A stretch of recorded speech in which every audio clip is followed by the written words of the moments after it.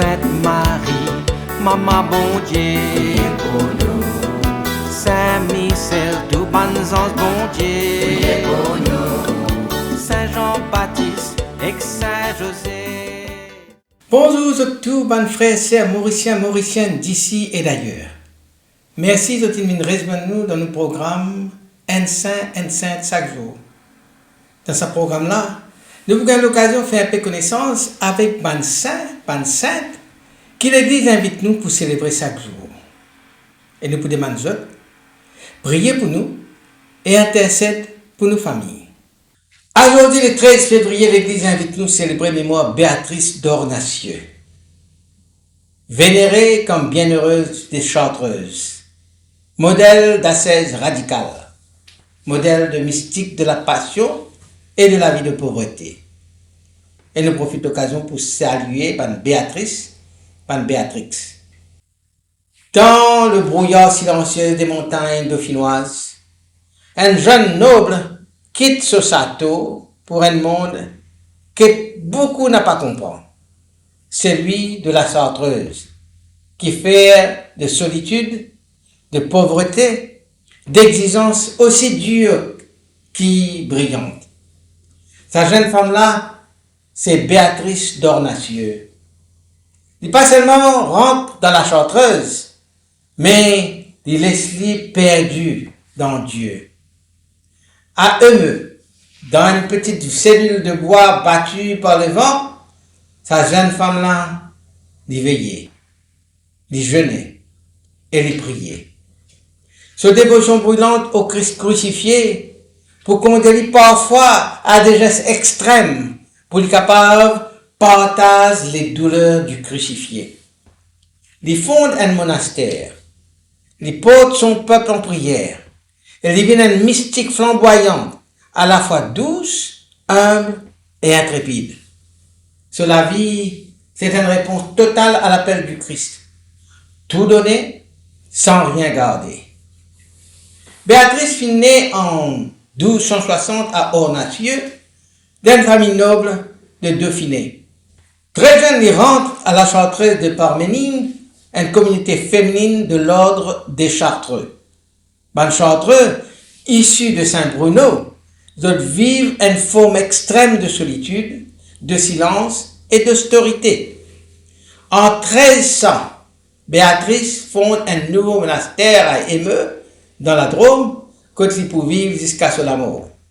Il mort épuisé par les mortifications et les dénûments qui lui-même impose l'ordi. Quand nous cause Béatrice c'est quelqu'un qui pousse la discipline monastique à un degré rarement atteint. Il porte un cilice de fer, il dormit loin de planche sans couverture, il nourrit seulement avec de l'eau et du pain, il vit dans une cellule de bois à peine fermée contre le froid. Par amour, il rôde un dépouillement de tout qui est capable de séparer de Dieu. C'est un mystique de la passion. Cette dévotion pour la passion du Christ, bien célèbre, il efforce pour ressentir dans son écho quelque chose des souffrances de Jésus. Et là, un récit ancien qui rapporte nous qu'il finit prend ban coulou, il finit enfonce dans la main gauche, tout en contemplant la croix de Jésus avec un amour brûlant. Ça n'est pas malsain, mais c'est mystique. C'est un signe, une union intérieure radicale au Christ crucifié. À Eumeux, divine prière, les guider, les consoler, les corriger, les prier pour ce cancer. Monastère qu'il fondé, divine un phare de silence et d'oraison. Beaucoup vont témoin de sa douceur, de sa patience, de son influence qu'il exerçait pour mener à Dieu les âmes confiées à sa guidance. Quand nous avons cette conversion, nous ne trouvons pas chez Béatrice comme une conversion brutale, mais un choix radical très jeune. Un choix pour lui rendre à la Chartreuse, la forme de vie religieuse la plus austère de l'Occident. Il renonce à tout confort, à l'avenir noble qui l'attendait, et il choisit la voie de l'amour nu, sans compromis. Son arrivée à Parménide est un choix courageux, Ce départ pour le fond émeut. C'est une seconde réponse à un appel intérieur plus profond encore. Dans le récit, quand je rapporte un miracle associé à Béatrice, je dis que Béatrice t'y trouve chaque jour au moment de l'élévation, l'enfant Jésus d'une clarté circulaire, image du Verbe incarné, et une lumière plus haute, dorée, sans figure, symbole du Père éternel. Et ce ban confesseur et ce ban directeur spirituel, tu guides pour discerner dans sa vision-là, l'entrée dans le mystère de la Trinité.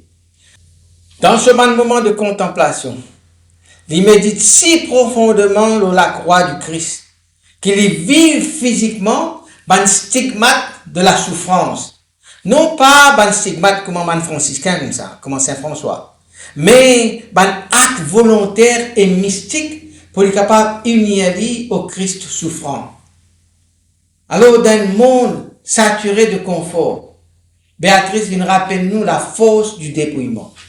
Imagine Béatrice dans ce cellule monastique, une pièce vide, un lit simple, un crucifix de bois, un lampion qui lutte contre l'obscurité. Pour lui, ce dépouillement-là, c'est pas une punition, mais une libération. Il fin comprend ce qui nous fait oublier nous. Plus nous possédons, plus les cœurs y encombrés. Moins nous possédons, plus nous vîmes légers. Dans un monde que tout est pensé pour faciliter, optimiser, sécuriser, le choix volontaire de la pauvreté semble presque incompréhensible. Et pourtant, Béatrice dit quelque chose qui nous l'époque peut étouffer. La liberté n'est pas née de ce que nous sommes capables d'accumuler, de ce que nous sommes capables de posséder, mais elle est née de ce qui nous sommes capables vraiment de nous défaire, nous sommes capables de dépouiller nous. Béatrice, il n'a pas pu fuir le confort par mépris du monde, mais il quitte lui pour être capable de mettre l'amour plus et être capable de contenter mieux. Ce dépouillement, ce n'est pas un assise triste, mais un espace ouvert pour bon Dieu. Il rappelle les chrétiens aujourd'hui qui nous lesquels est capable de briller seulement si, comment dire, nous débarrassons de ce qui peut alourdir ça là. Cela vit une ainsi pour une génération saturée d'objets, de choix, de offres. Ce n'est pas en possédant plus qui nous pour libre, mais c'est en nous attachant moins, et c'est en nous détachant de plus de ce qui peut encombrer nous. À l'heure de bonnes distractions incessantes, de bonnes tapages, ce silence de la chartreuse, enseigne-nous qu'il est ouvert à un monde qui est fait silence. Le silence de Béatrice n'est pas une absence de bruit, mais il y a une présence, un espace habité, un sanctuaire intérieur. Béatrice appartenait à une tradition que tu crois profondément, qui pour entendre la voix de Dieu, pour entendre bon Dieu cause en nous, nous devons arriver à prendre, faire taire ce tapage intérieur dans nous-mêmes là. Ce silence-là, c'est pas une fuite, mais un combat, une école. Un travail de patience. Là, quand nous l'époque peut multiplier les sollicitations, nous avons l'écran, télévision, internet, nous avons l'écran téléphone, les notifications, les urgences constantes. Béatrice lui dit de choisir la voie radicale du recueillement. Dans ce silence-là, les lignes de l'âme lui commencent à ajuster. Par une blessure, je trouve, comment dire, un réconfort. Bonne question devine la prière, bonne la prière devine l'amour. Béatrice nous rappelle nous une vérité simple mais exigeante. Le cœur humain, il n'est pas créé pour le vacarme, pour le tapage permanent. Le cœur humain, il a besoin le silence pour respirer, le silence pour être capable de connaître lui-même, le silence pour être capable d'aimer. Le silence de Béatrice, c'est une prophétie pour notre temps. Si tu veux retrouver ton âme, éteindre le monde un instant. Pour moi qui peut souffrir, Béatrice montre-nous que la souffrance, quand nous unissons au Christ, devient un lieu de lumière. Béatrice finit connaître la maladie, la faiblesse, l'épuisement. Mais jamais il finit laisser subir une fatalité absurde. Ce ban douleur offerte et unie à celle du Christ finit un lieu de transformation intérieure. Il découvert sa mystère que les saints formulent avec pudeur. Ce qui fait mal peut devenir brillante, peut devenir lumière. C'est pas la souffrance elle-même qui sanctifie, mais l'amour qui traverse la souffrance. C'est pas la douleur qui glorifie, mais la manière de vivre la douleur avec Dieu. Et parce qu'il vient souffert dans un silence habité, Béatrice capable causer nous, causer tout ban qui peut ployer sous l'épreuve. Aban malade qui peut chercher un sens, une signification. Aban personne âgée qui peut vivre dans la dépendance. Aban qui porte la croix invisible. Aban qui n'a pas pu trouver la force pour prier. Béatrice peut causer nous. Il ne peut pas dire que souffrance est jolie, parce que ça, il peut paraître dur et faux. Mais il peut dire, ta souffrance capable de la lumière, si tu déposes dans le cœur du Christ.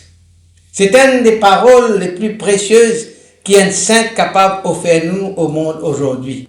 La douleur, c'est pas la fin de l'histoire. Pour l'Église, Béatrice rappelle qu'il y a une femme contemplative, c'est un trésor caché. La vie de Béatrice n'est pas fine en la vie visible, publique ou applaudie. Elle vient vivre dans l'ombre, dans le silence, dans le monastère que Bandimoun ignore même sur l'existence. Et pourtant, les siècles se souviennent de ce nom qui fait parce que bon Dieu révèle ce que le monde ignore. Béatrice est le visage discret, humble, caché de bonnes femmes qui, à travers les âges, portent l'Église dans la prière. Il représente ces milliers de contemplatives qui, le pape prêchait, le pape écrire un document, un grand livre, un grand article, ne pas apparaître dans un journaux, mais je peux maintenir le monde ouvert à Dieu. Son existence peut proclamer que la prière silencieuse soutient l'évangile autant que les grandes missions. Les monastères, c'est tellement poumon pour l'église. La contemplation, c'est pas un luxe, mais une nécessité. La fécondité spirituelle nous mesure à l'amour, non au nombre d'actions visibles qu'il nous est capable de faire. En Béatrice, l'église reconnaît un trésor caché. La force tranquille des femmes qui prient, qui veillent, qui intercèdent et obtiennent l'appui des grâces dont le monde a besoin. Béatrice, les paroles de la gloire, les pas fin briller par un discours ni par une œuvre extérieure. Mais c'est justement pour cela qu'ils ont dit, ils ont coupé cause en nous. Il a pu offrir au monde moderne ce qui lui manque le plus. Le dépouillement dans l'abondance, le silence dans le vacuum, la lumière dans la souffrance, la fécondité cachée au cœur de l'église. Lienne sœur pour tout le temps agité, un fort pour les consciences encombrées, un rappel qui bon Dieu peut cause souvent là que nous pas peut regarder. Alors, à nous prier. Sainte Béatrice, toi qui finis tout pour capable de recevoir et garder l'amour, apprends-nous la simplicité du cœur, le détachement qui libère, la contemplation qui transfigure. Toi qui finis ou les partages la passion de ton Seigneur, soutiens ban qui peut souffrir dans votre corps ou dans votre âme, qui se découvert comme toi, qui la lumière du ressuscité les jaillir du bois de la croix. Toi qui fin fonde et meurt dans la pauvreté la plus pure, inspire-nous, nous bonne communauté, pour choisir Dieu avant tout. Fais naître en chacun de nous un amour humble, silencieux, fidèle, un amour qui ne cherche que Dieu. Sainte Béatrice, priez pour nous nos familles. Amen. Qui bon Dieu bénisse et tout le pan proche, qui soit l'esprit habite toujours dans eux, qui les protège partout et toujours.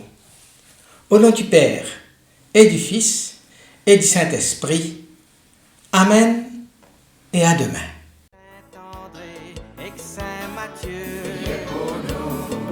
Saint-Jean, Saint-Marc et Saint-Luc. Priez pour nous, priez pour nous, priez pour nous. Sainte-Marie-Madeleine et Saint-Étienne, Saint-Ignace et Saint-Laurent.